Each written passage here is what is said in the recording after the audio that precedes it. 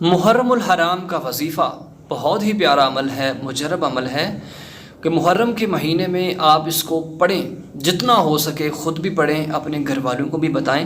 انشاءاللہ نواز رسول جگر گوشہ بطول حضرت سیدنا امام حسین کی شہادت اور آپ کے جانثاروں کی شہادت کے صدقے اور اس اسم کی برکت سے انشاءاللہ آپ جو چاہیں گے، جائز حاجت جو بھی ہوگی آپ کی، اللہ رب العزت اس کو قبول فرمائیں گے۔ انشاءاللہ غم دور ہوں گے، پریشانیاں دور ہوں گی اور فائدہ آپ کو ملے گا۔ تو اس سے پہلے ضرور اگر چینل پر نئے ہیں تو چینل کو سبسکرائب کر لیں، ویڈیو کو لائک ضرور کر دیں۔ پڑھنا کیا ہے دوستان محترم؟